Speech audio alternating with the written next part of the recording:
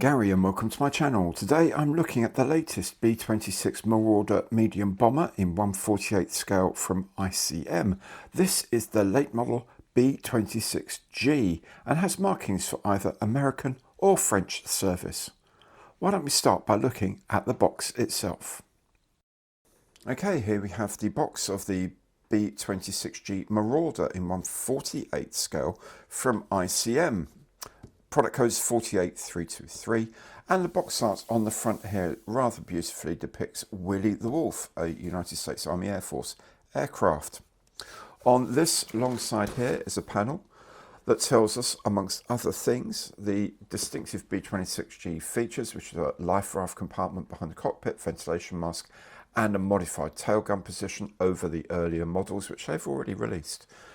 There are decal options for US Army Air Force and French Air Force aircraft, and when it's complete, the aircraft will be 387mm long, 453mm wide, and will have 380 parts, pretty much most of which you'll use if you have the undercarriage down and the bomb bays full. Okay, on the other side we have some line drawings depicting the three schemes supplied. Aircraft of 494th Bomber Squadron, the one that's on the cover. Here, an aircraft of the 444th Bomber Squadron with the Shark's Mouth, and one here of the French Air Force 1st 32nd Bourgogne from 1945. Quite an attractive scheme, I think. Okay, that's all very nice, but let's see what you get inside the box for your money. As with all ICM kits, or pretty much all ICM kits apart from the very smallest, the box lid, the glossy cover, comes off like so, and underneath is a very sturdy cardboard box with a side flap that opens up like so. Inside we have the plastic frames in two main packets. We have the instruction sheet, we have a very, very large decal sheet, and we have a reminder of the fact that ICM make their own water-based acrylic paints, which I find very good, I must say. Let's have a look at all these different bits in a bit more detail. Okay, here we have frame A1, rather than A, which is the two halves of the fuselage. And here, if you've built the previous B-24s, you'll notice how much that this is sort of angled up. That's because the aircraft had a 3.5, I think it was, degree more incidence on the wing. And incidence is the angle at which the wing presents to the airflow relative to the datum of the aircraft. So this has got quite a strong incidence angle here. It was improved to reduce takeoff distances and things like that. So anyway, that's frame A1, the two fuselage halves. This is frame B. It contains one of the wings and the engine nacelles, parts of the engine nacelle here. These look like elevators, incidentally, an interior plug for the fuselage as well. Frame C is the other wing, elevators, the tail plane sections here. No, those are elevators. Yeah, it's all quite confusing, really. Oh no, that's the rudder. Silly me. Elevators, it's fuselage plug, base for the cockpit. Here, cockpit walls here, and that's the gun support for the mid-upper turret, the turret support for the mid-upper turret. We have two frames D for Delta.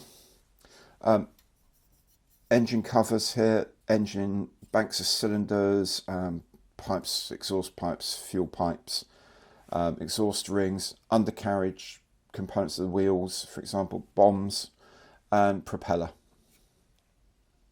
So you have two of these. Here we have frame E. These are various other bits and pieces around this is the tailplane sections here and here. These are the two spar sections for the internal bomb base, but they're not the ones used for this aircraft. There's another set for those. We've got some flaps here as well, from memory, that's the roof of the bomb bay as well. And there's some undercarriage doors. Then frame F, we have the mid-upper turrets, we have bomb racks, we have some plugs for the inside of the undercarriage bays, we have the undercarriage itself. Here we have more flaps.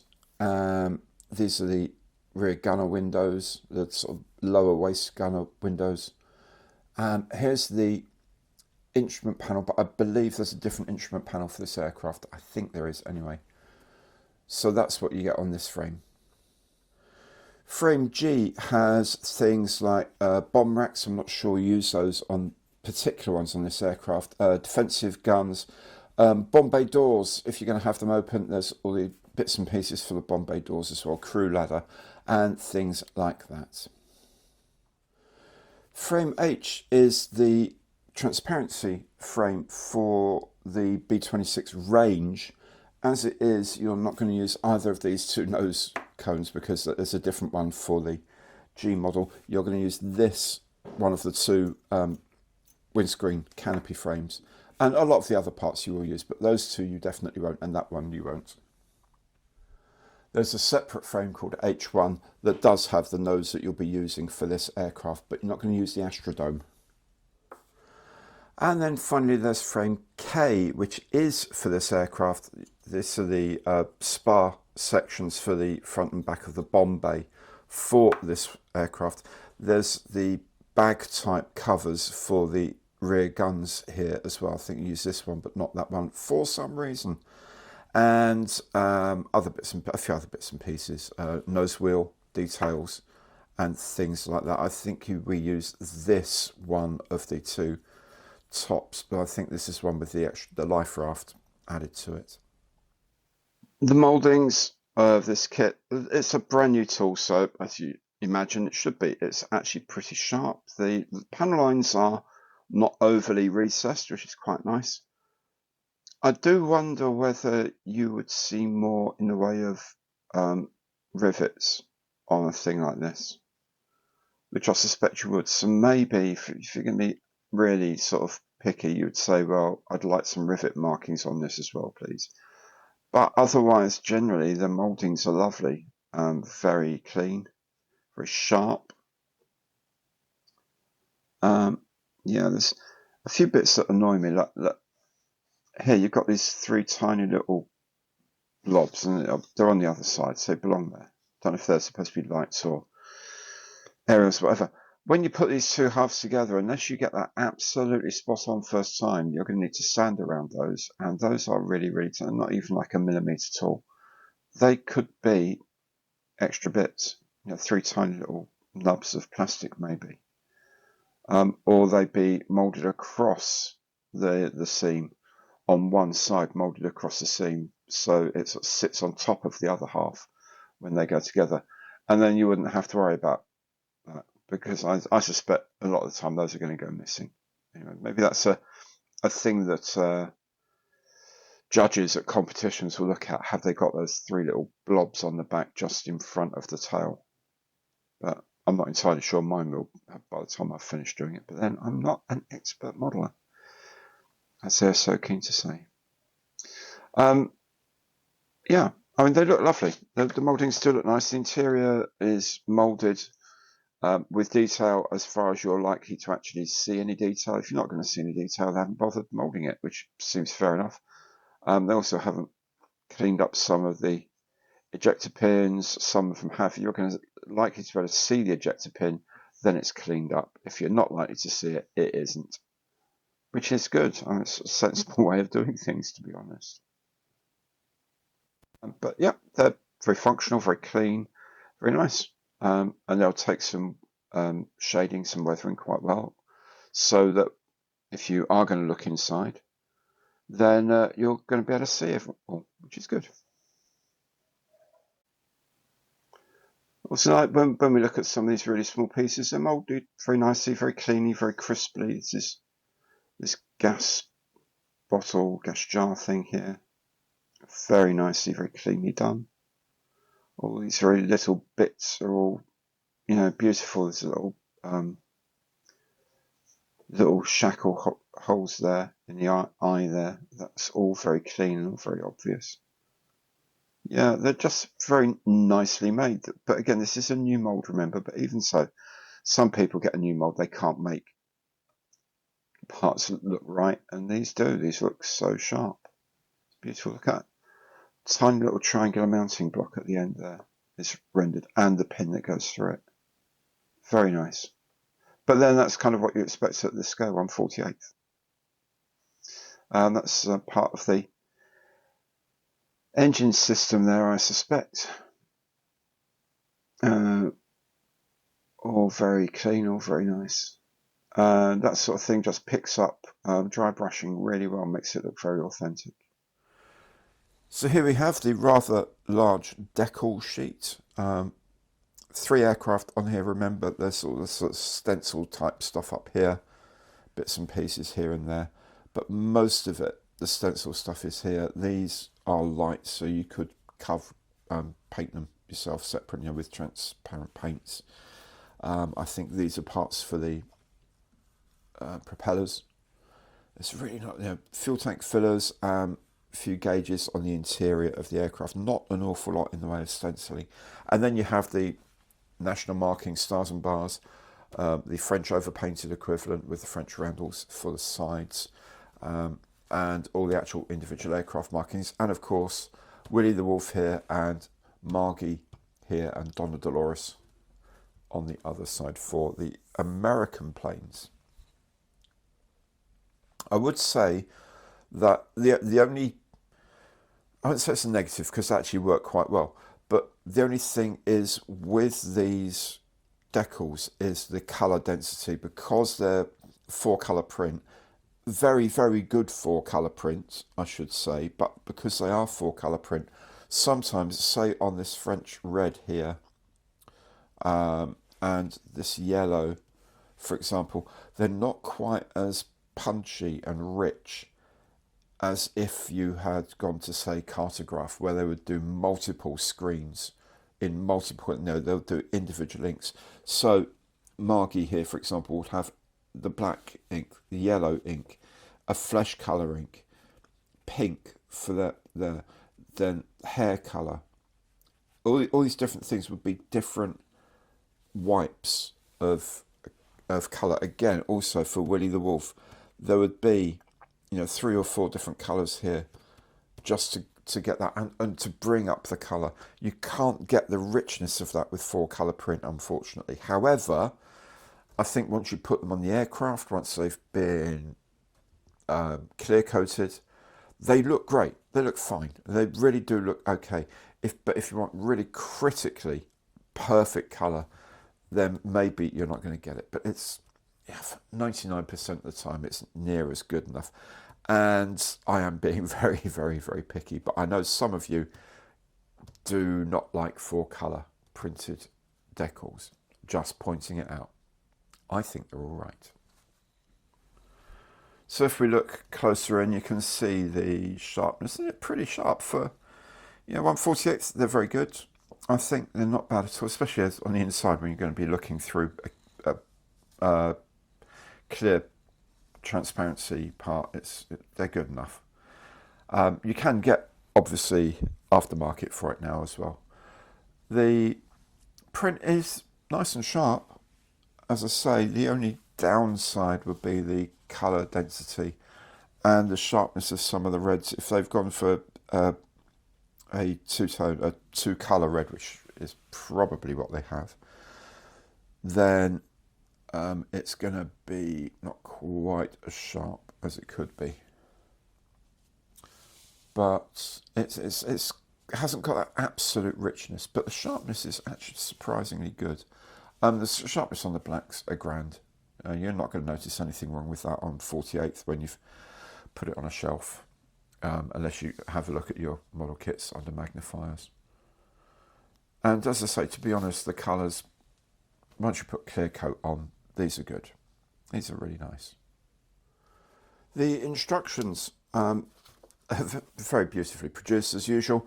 On the front there's a reprise of the box art. There's a history of the B-26 Marauder in Ukrainian and in English, and some basic technical details as well.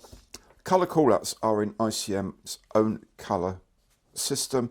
You can, of course, get these translated into other types of paints as well, if you like, on their website, or just, you know, use whichever ones are good for you, which are familiar to you. So, you know, you've got olive green, camouflage green, US dark green, neutral grey. All these colours are fairly standardly available.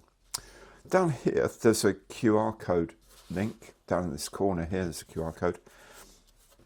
If you click on that, that takes you to YouTube, where there's a step-by-step instruction video derived from the CAD images that were used to create the whole kit. Those are really, really good.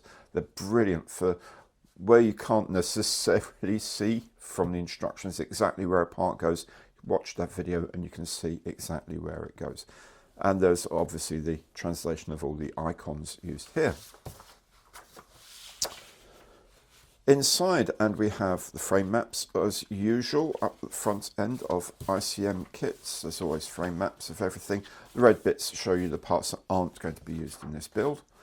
And then we're into the instructions themselves. I find ICM instructions very, very easy to follow, so you shouldn't have a major problem. Sometimes it's a bit odd that they tell you where to drill holes and they give you like to the 10th of a millimetre where it goes.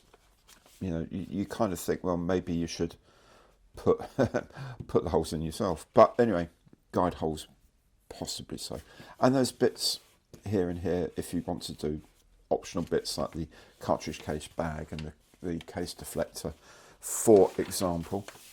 Otherwise, they're pretty good instructions. What I would say, having built one of these, is if you can do the Bombay doors open, I wouldn't put the Bombay door latches on at this point, because I found that they are very, very, very easy to break. So keep them until you want to. In fact, what I would do, is put these onto the Bombay doors and then hook them onto the kit and glue them on. But that's much later on. Everything else is very straightforward. There's a decal for the instrument panel, for example. The front end is actually quite nicely detailed. Bombs all go together into this one package, which then slots into the side, and those hold the spars for holding the wings on. A very, very nice system indeed. Here we have some defensive guns. You have the tail gunner, and of course you have the waist defensive guns. You could actually have these windows open if you wanted. I suspect you could. I don't know how much you'd have to work at it to get them in the right place and things like that, but you could have the windows open. They're designed to sort of come in and go up, so you could probably do that if you wanted. I don't believe it's a suggested option on here. The other thing I found slightly tricky was getting this platform in place and keeping it in place before I put the two halves together. The gun turret, the mid-upper turret as it would be in the UK, I would put the support in but leave the turret itself, because you can put the turret in once the whole kit's put together. It will just slot in. So I would do it that way around, and then just block the hole off, do your painting and weathering, whatever, and then just drop the turret in later on. It's just my suggestion. That's the way I like to do it. Here, very useful, it says 90 grams. The rear of the cockpit and the front of the bomb bay, when this gets closed up, make a really good compartment for you to fill up with whatever weights you use.